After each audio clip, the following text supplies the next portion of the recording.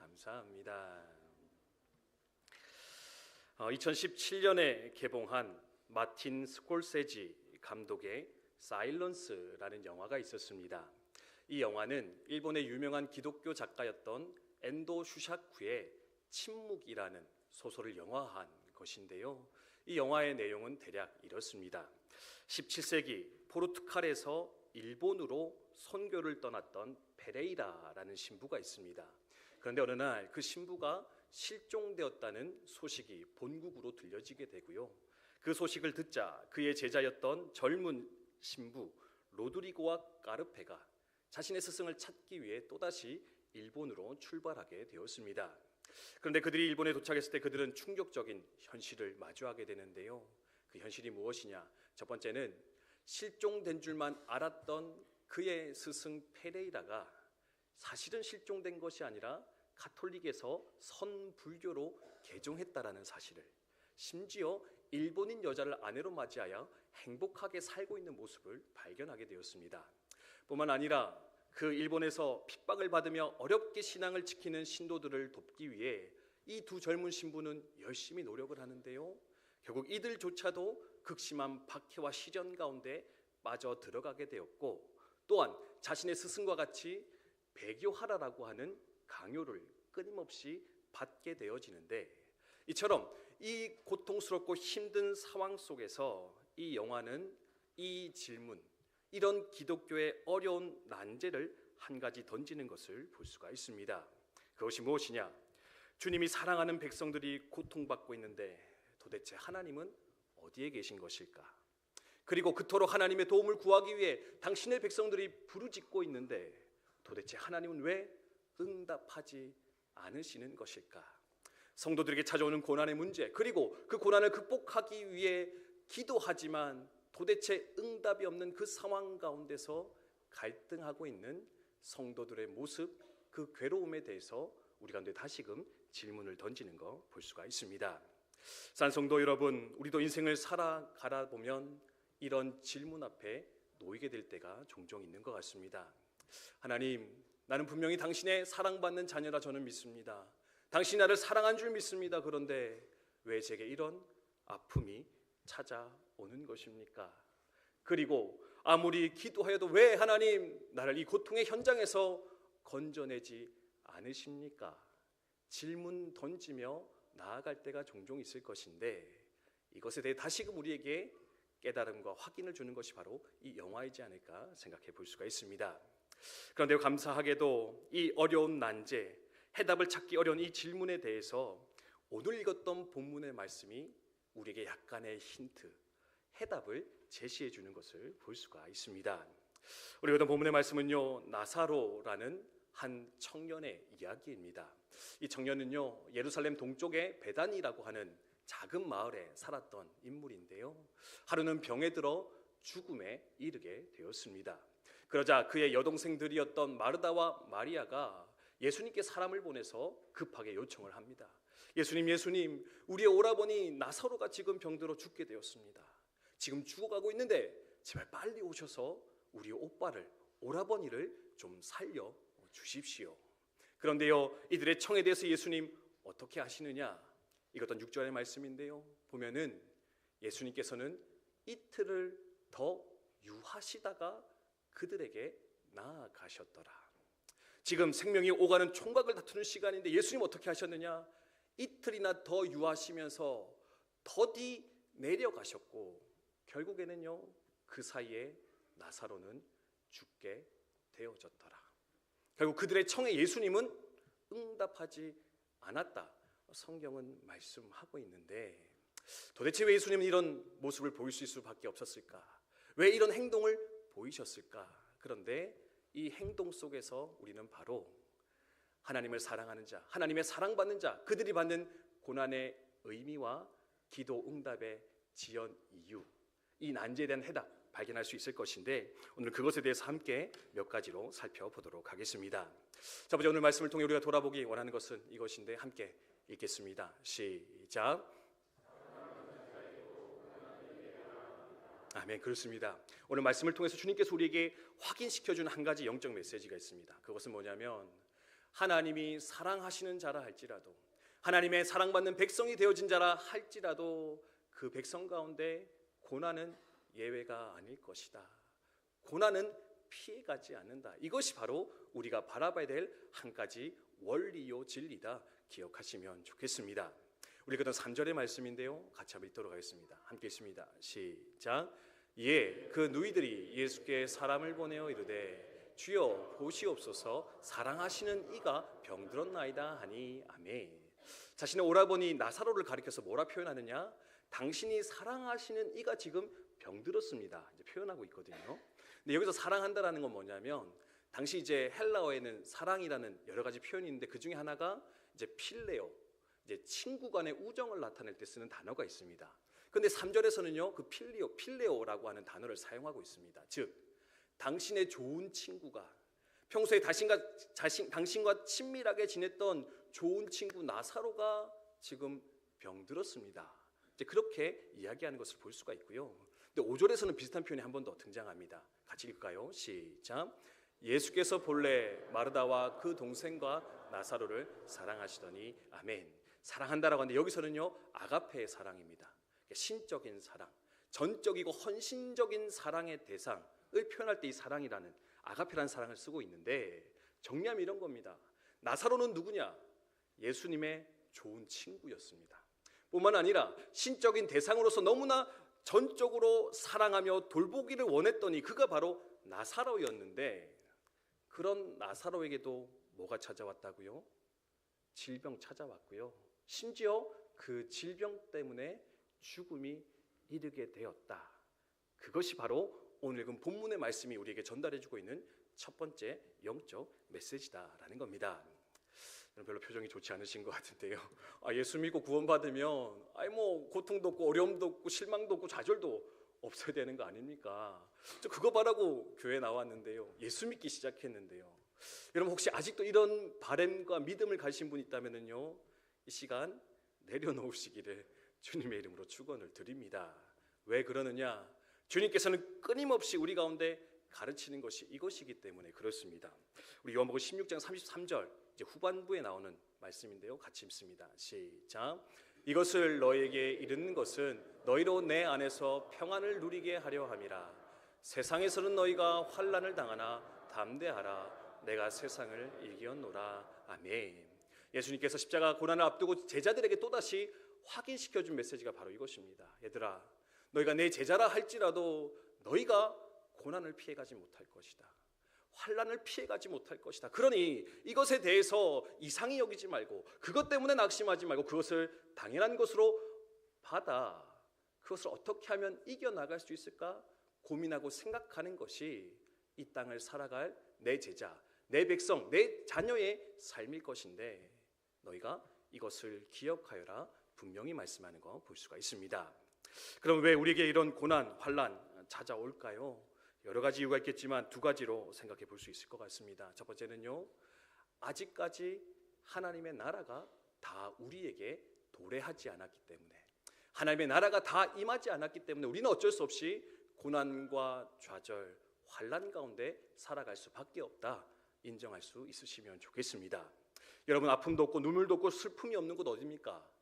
천국, 하나님의 나라이죠, 그렇죠? 네. 근데요, 그 하나님의 나라가 언제 우리에게 완전히 이루어질 것이라 성경은 약속하고 있느냐? 바로 주님 다시 오실 때, 주님 다시 재림하셨을 때 이 땅 가운데 그 하나님의 나라가 이루어질 것인데, 지금은 뭡니까? 아직 되어져 가고 있는 상태. 예수님 오셨을 때 이미 하나님 나라 출발되어졌지만 아직도 다 완성되지 않은 상황 가운데 우리는 살아가고 있다라는 겁니다. 그래서 뭡니까? 사탄이 득세합니다. 죄가 주인 되어 살아갑니다. 그래서 그 죄와 사단의 역사로 말미암아 우리 가운데는 깨어짐이 있을 수밖에 없고, 눈물이 있을 수밖에 없고, 고통이 있을 수밖에 없을 것인데, 이미와 아직을 살아가는 우리의 현실, 그것이 우리로 말미암아 고난과 어려움을 당하게 만들 수밖에 없다. 여러분 기억하시면 좋겠고요. 두 번째는 무엇이냐? 좀 더 좋은 의미에서 고난의 의미인데, 바로 우리를 성숙시키기 위해서, 변화시키기 위해서 하나님 우리에게 잠깐의 고난과 어려움을 허락하실 수도 있다. 여러분들 기억하시면 좋겠습니다. 어떤 성도님이 목사님께 와서 이렇게 기도 부탁했대요. 목사님, 성숙하고 싶습니다. 제가 정말 아직도 어린아이 같은데 성장하면 좋겠습니다. 기도 좀 해주십시오. 그랬더니 목사님이 그 성도님을 붙잡고 기도하기 시작하시는데 이렇게 기도하셨다고 합니다. 하나님, 우리 성도님이 성숙을 바라고 있습니다. 성숙하기 위하여 고난을 허락하여 주시옵소서. 그랬더니 이 성도님 갑자기 기도받다 말고 눈을 번쩍 뜨면서 목사님께 얘기했대요. 아이 목사님, 제가 성숙하게 해달라고 기도 부탁했지 언제 고난 달라고 기도했습니까? 목사님, 고난 말고 성숙이요, 성숙. 근데요, 그 목사님께서는요, 아랑곳하지 않고 끝까지 그렇게 기도하시고는요, 그 성도님께 말씀하셨다고 합니다. 성도님, 고난 없이는 성숙이 일어나지 않을 것인데, 고난 없이는 성장이 없을 것인데, 그러므로 성숙하기 원하신다면 깊은 고난의 터널을 잘 통과하여 나아가시기 바랍니다. 그렇게 말씀했다라는 것입니다. 때로는 성숙을 위해 하나님 우리에게 고난의 터널도 어려움도 잠시 잠깐 허락하실 수 있을 것인데, 여러분 그 사실 또한 믿고 바라시면서 우리의 삶의 어려움들을, 고난들을 잘 이겨 나갈 수 있게 되기를 주님의 이름으로 축복드립니다. 첫 번째, 하나님의 사랑받는 자에게도 고난은 찾아올 수 있다. 이게 이제 한 가지 원리고요. 두 번째는 이것인 것 같습니다. 같이 읽습니다. 시작.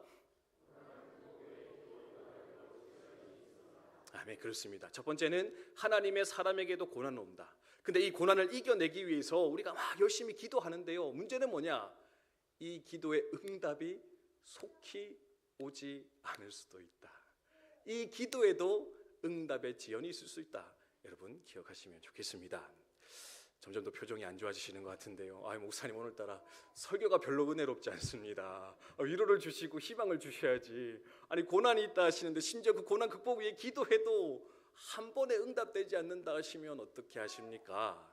하실지 모르겠는데, 그 이유에 대해서는 이제 마지막에 등장을 할 거고요. 어쨌든 이 사실 여러분 잘 기억하시며 나아갔으면 좋겠습니다. 6절과 17절인데 함께 읽습니다. 시작. 나사로가 병들었다 함을 들으시고 그 계시던 곳에서 이틀을 더 유하시고 예수께서 와서 보시니 나사로가 무덤에 있은지 이미 나으리라. 아멘. 아까도 읽었지만 예수님 어떻게 합니까? 이틀을 더 유하셨습니다. 민기적거리셨습니다. 더디 가신 거거든요. 심지어 사실은 예수님 있던 곳에서 베다니까지는요, 하루 정도면 갈 수 있는 거리였다고 합니다. 근데 나사로가 죽고 며칠 만에 도착했느냐? 나흘 만에 도착하신 예수님의 모습이었다 성경이 말하는 것을 볼 수가 있습니다. 여러분, 이때 마리아와 마르다, 나사로의 마음이 어떠했을까요? 예수님께 분명히 소식이 전달된 걸 들었는데 하루면 오셔야 되는데, 빨리 오면 저녁이라도 들어오셔야 되는데 하루, 이틀, 사흘, 나흘이 지나도록 예수님이 오시지를 않습니다. 그 사이 오라버니는 죽어버렸습니다. 심지어 부패하여 냄새나기까지 시작했습니다. 그때 어쩌면 그들의 마음 가운데는 주님을 향한 원망과 불평이 쏟아져 나오지 않았을까 생각할 수가 있습니다. 예수님 정말로 우리 사랑하시는 거 맞습니까?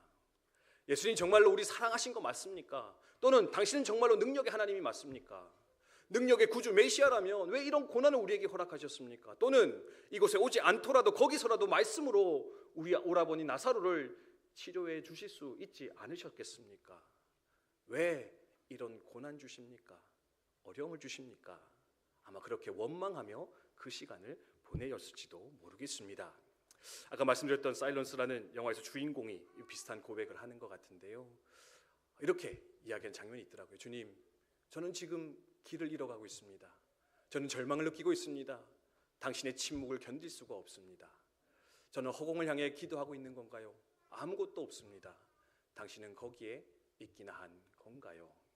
아마도 이것이 마르다, 마리아, 나사로가 가졌던 그 나흘간의 마음, 심정이지 않았을까 생각할 수가 있습니다. 그런데 여러분, 여기서 분명히 할 것이 한 가지 있습니다. 그게 뭔지 아십니까? 더디 오셨거든요. 이틀이나 민기적거리셨고 나흘이나 걸려서 오셨습니다. 근데 여기서 우리가 바라볼 것은 뭐냐면, 늦게 오셨지만 예수님 오셨습니까? 아니 오셨습니까? 네, 오셨습니까? 안 오셨습니까? 오셨습니다. 오셨더라. 조금 늦게 오셨지만 예수님은 그들의 청을 완전히 거절했던 것이 아니라, 완전히 모른 척했던 것이 아니라 그들의 청을 듣고 그것에 오시사 그 나사로를 살려 그들 가운데 구원을 허락해 주셨을 것인데, 그래서 두 번째로 우리가 기억해야 되는 건 뭐냐? 기도의 응답이 지연될 수는 있겠으나 그 기도는 결코 묵살되지 않을 것이다. 그 기도는 반드시 응답되어 하나님의 역사로 우리의 삶 가운데 일어나게 될 것이다. 우리는 그것을 또한 기억하며 나아갈 수 있어야 한다는 겁니다. 산성도 여러분, 이 믿음으로 살아가시는 또한 저 여러분 되시기를 주님의 이름으로 축원드립니다. 그래서 주님께서 또 누가복음에 이렇게 말씀하셨거든요. 같이 한번 읽어볼까요? 함께 읽습니다. 시작.